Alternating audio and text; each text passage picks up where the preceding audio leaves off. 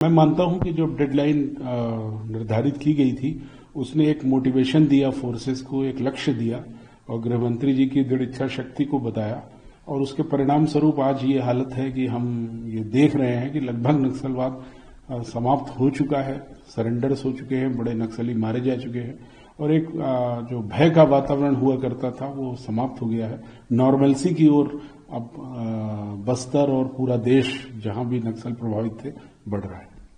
Sir, लगभग 4 दशक नक्सलवाद छत्तीसगढ़ में रहा, उस दौरान आप डीजीपी रहे। इतना लंबा समय नक्सलवाद छत्तीसगढ़ में कैसे रह पाया, इसका कारण क्या मानते हैं? देखिए, 90 के दशक में इसकी शुरुआत हुई थी जब मैं मध्य प्रदेश हुआ करता था और कोंटा में रमन्ना दलम के नाम से रमन्ना ने 15-20 लोगों के साथ पदार्पण किया। उस वक्त नक्सलवाद कोंटा गोलापल्ली किस्ताराम में था, लेकिन 2000 आते आते जब छत्तीसगढ़ बना तो लगभग जो आज 7 जिले हैं उनमें फैल गया। तो इसका मुख्य कारण मैं ये मानता हूं कि जो एरिया था वो विकास से दूर था, ट्राइबल एक्सप्लॉयटेशन वहां बहुत था। फॉरेस्ट या पुलिस या जो भी अन्य एजेंसीज थी गवर्नमेंट की, उनका सहानुभूतिपूर्वक रुख नहीं था और वो ज्यादातर शोषणवादी था उस वक्त। दूसरी बात क्या थी कि जो आवश्यक सुविधाएं हैं जैसे अस्पताल की, स्कूल की, कम्युनिकेशन की, वो नहीं थी। इन सब चीजों ने माओवादियों की विचारधारा को पनपने दिया और उन्होंने आदिवासियों को ये समझाया कि सरकार तुम्हारे साथ नहीं है, हम तुम्हारे लिए हैं, हम तुम्हारी मदद करेंगे और इस प्रकार से धीरे धीरे वो एरिया प्रभावित होता गया, उनको सहानुभूति मिलती है। सर, लगभग 4 दशक तक नक्सलवाद पनपा है अपने बस्तर इलाके में।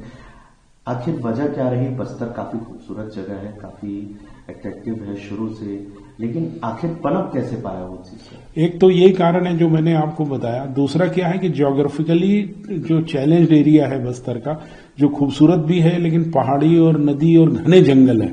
और जब आंध्र प्रदेश में नक्सलवादियों में प्रहार शुरू हुआ तो उन्होंने अपना ठिकाना बॉर्डर एरिया जो है हमारा, आप जो सुकमा बीजापुर को कहते हैं, वो बस्तर के उस एरिया में वो घुस आए और वहां पे उन्होंने सुरक्षित स्थानों पे अपना स्थान बना लिया, आदिवासियों के बीच पैठ जमा ली और धीरे धीरे अपने पूरे डोमिनेंस को एक तरह से सुरक्षित और बढ़ा लिया।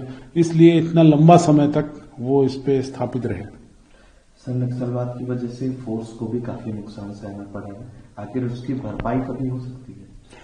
देखिए, एक समय ऐसा आया कि देश में लगने लग गया कि नक्सलवाद से कभी जीत नहीं पाएंगे सुरक्षा बल, और वो समय था जब 2004 में एमसीसी और सीपीआई दोनों मिल करके सीपीआई माओइस्ट बनाया और उस वक्त जो वायलेंस हुई है देश में और छत्तीसगढ़ में, अगर हम देखें तो ताड़ मेटला की घटना को देखें, हम उसके बाद झीरम घाटी को देखें, हम और भी मतलब सभी जिलों में राजनांदगांव तक, और एक समय था मुझे अच्छी तरह से याद है कि लोग बोलने लगे कि रायपुर तक नक्सली आ गए हैं, यानी वो प्रकोप था, सुरक्षा बल वहां नहीं जा पाते थे। लेकिन धीरे धीरे चुनौती को स्वीकार किया गया। मैं मानता हूं कि जो पिछला 10 साल है, जनवरी 16 से मैं खुद नक्सल डीजी बना और मैंने देखा कि जनवरी 16 में जो हालात थे और अब जब हम मार्च 26 में बात कर रहे हैं, यानी 10 साल के इस पीरियड में चीजें पूरी तरह से बदल गई। उस वक्त चुनौतियां बहुत गंभीर थी, उनका सामना किया सुरक्षा बलों ने, और जिस प्रकार से सुरक्षा बलों के बलिदान हुए हैं, जिस प्रकार से उनका नुकसान हुआ है, उसकी भरपाई होना तो मुश्किल है। बस यही है कि जो बलिदान था उसका रिजल्ट फ्रूटफुल आया और अब एक तरह से नक्सलवाद और कम से कम जो आतंकवाद था वो समाप्त हो रहा है। सर, आपकी नजर में पिछले 4 दशक के नक्सलवाद को किस तरह समझा जा सकता है और उसकी वजह से बस्तर को कितना सहना पड़ेगा?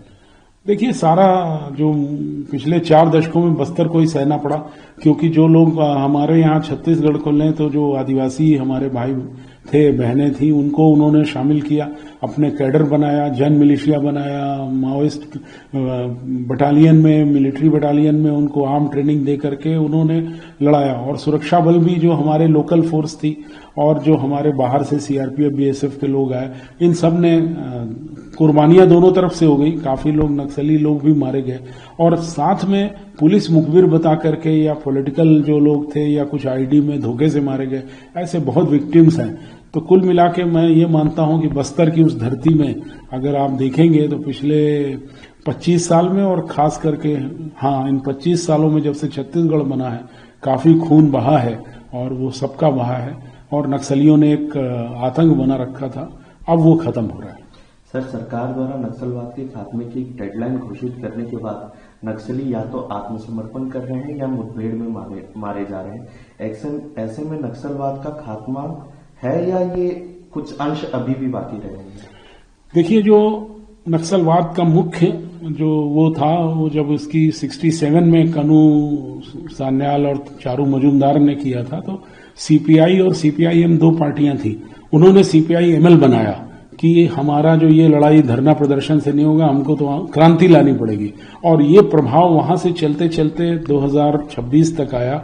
इतने सालों तक उन्होंने सिर्फ वायलेंस को और जो कहते हैं कि एनिलेशन, जो लोग थे जिनको वो मानते हैं कि चाहे वो पुलिस हो चाहे सुरक्षा बल हो, एक्चुअल में तो लैंड लॉर्ड और लैंड रिफॉर्म्स के लिए हुआ था, लेकिन जिस प्रकार से उसका सामना पुलिस को करना ही पड़ा क्योंकि स्टेट का जो स्ट्रांग आर्म है वो पुलिस है, तो जिस प्रकार से उन्होंने एक आतंक का वातावरण बनाया हुआ था, आईडी विस्फोट और ब्लास्ट एम्बुश, वो खत्म हो रहा है। तो मुझे लगता है कि अब ये नक्सलवाद भी समाप्त हो रहा है। विचारधारा तो रहती है, विचारधारा तो ये बात की थी कि शोषित लोग जो हैं उनको न्याय मिले, तो न्याय के लिए तो लड़ाई चलती रहेगी, लेकिन भारतीय संविधान में शांतिपूर्वक ढंग से चले। ये बंदूक का रास्ता जो अपना रखा था वो बहुत बड़ा खतरा था और वो अब समाप्त हो रहा है। सर, नक्सलवाद की वजह से पिछले 4 दशक में बस्तर की जो स्थिति हुई है, आप क्या मानते हैं 31 मार्च के बाद बस्तर की स्थिति और विकास गति किस तरह थी?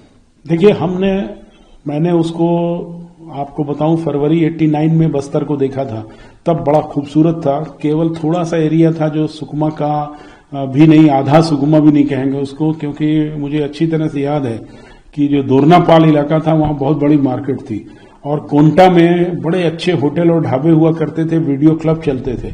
इसी तरह से बीजापुर और दंतेवाड़ा जो एरिया है वहां पर लोग शांति से रह रहे थे, मार्केट लगते थे, बाजार चलती थी, राज्य परिवहन की बस गोलापल्ली से जगदलपुर तक आती थी। मैं खुद उसमें ट्रेवल किया हूं 89 में।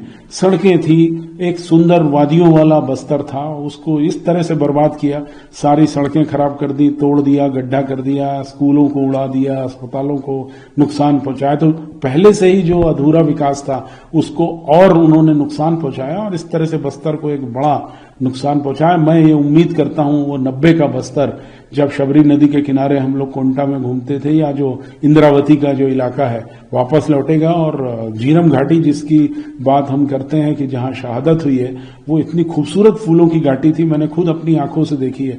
मैं उम्मीद करता हूं कि 31 मार्च के बाद जो अगले 1-2 साल आएंगे उसमें फिर से बस्तर में फूल खिलेंगे और अच्छी रोशनी आएगी। सर, आप क्या मानते हैं कि सबसे बड़ी घटना नक्सलवाद की कब घटी है छत्तीसगढ़ में, और आप किस तरह मानते हैं कि अब जो विकास हो रहा है, अब जो बदलाव हो रहा है, उसकी शुरुआत कब से हुई? देखिए, नक्सलवाद की सबसे बड़ी घटना है तो एक तो मानना चाहिए ताड़मेटला की, जब 78 जवानों को उन्होंने मार दिया। एक बीजापुर में जब आग लगा दी और 40-50 लोग जल के मर गए। और तीसरी जो सबसे महत्वपूर्ण घटना है झीरम घाटी की, जिसमें एक पूरी पॉलिटिकल लीडरशिप को असैसिनेट किया गया। मतलब ये जो वारदातें थी जो पहले की 2 हैं उसमें पुलिस फोर्सेस के साथ था, लेकिन ये पूरा एम्बुश करके असैसिनेशन किया, वो एक स्टाइल था और काफी लोग मारे गए। महेंद्र कर्मा और विद्याचरण शुक्ल जैसे लोग मारे गए, जो कि, और नंद कुमार पटेल जैसे, जिन्होंने मतलब महेंद्र कर्मा जी ने तो काफी नक्सलवाद के खिलाफ लड़ाई भी लड़ी थी, उन्हें मारा गया। तो मैं उनको महत्वपूर्ण घटना मानता हूं। 13 के बाद, मतलब मई 13 में ये झीरम हुआ था, उसके बाद 14 और 15 काफी लल पीरियड है, लेकिन भारत सरकार ने और राज्य सरकार ने, दोनों सरकारों ने मिल करके एक बीड़ा उठाया। और खास करके मैं इसके लिए विशेष रूप से बोलना चाहूंगा कि 14 के बाद से जब मोदी जी की सरकार बनी, एक रणनीति बनी और 15 में उस पर कुछ काम हुआ। 2016 से तो मैं खुद उसका गवाह हूं, क्योंकि 16, 17, 18 और 19, 20, 21 6 साल तक लगातार मैंने नक्सल ऑपरेशंस को डीजी नक्सल और डीजीपी रहते हुए लीड किया है। तो मैंने देखा काफी चेंज आया, और जिस तरह का सहयोग सुरक्षा बलों को का और अंतर संबंध और जिस प्रकार की मदद भारत सरकार ने दी, उससे निश्चित रूप से ये सफलता मिली है। सर, जो नक्सल आत्मसमर्पण कर रहे हैं, जो नक्सली रेड कारपेट बिछाकर उनका स्वागत किया जा रहा है, क्या जो नक्सली घटना में मारे गए जो लोग हैं, जो परिजन हैं, उनके तकलीफ उससे पहुंचती होगी? सर, बिल्कुल, मैं ये मानता हूं कि जो लोग शहीद हो गए, और मान लीजिए सुकमा जिले में और बीजापुर के बहुत से जवान शहीद हुए हैं और बाहर के लोग भी शहीद हुए हैं, तो जब वो ये देखते हैं कि जिन लोगों ने वो क्रूर हत्याकांड किए, और अभी अभी जैसे पापा राव की एक जो सरेंडर हुई है उसको मैं सोशल मीडिया में देख रहा था, लोग काफी नाराज हैं। लेकिन आत्मसमर्पण की एक पॉलिसी है और उसमें तो फिर जो भी आएगा, सरकार ने अगर पॉलिसी रखी है तो वो हथियार डालेगा तो उसको रखना पड़ेगा। पर ठीक है, जो भी है, अब अगर सरेंडर हुआ है तो उन पर नियंत्रण और नजर सरकार को रखनी चाहिए, उनका पुनर्वास किया जाएगा। ये मान लेना चाहिए कि वो गफलत में थे और गलत दिशा में चल रहे थे। अब वो कई ऐसे सरेंडर नक्सल हैं जिन्होंने आत्मसमर्पण काफी समय पहले किया और वो शांति से जीवन व्यतीत कर रहे हैं। तो उम्मीद करते हैं, हालांकि वो शहादतों को तो कभी भी भुलाया नहीं जा सकता और उनके परिवार वालों को दुख जरूर होगा, ऐसा मैं मानता हूं। आपके राज्य की खबरें, आपके शहर की खबरें सबसे पहले जानने के लिए देखते रहें अमर उजाला। चैनल को सब्सक्राइब जरूर कर लें और पाएं हर अपडेट।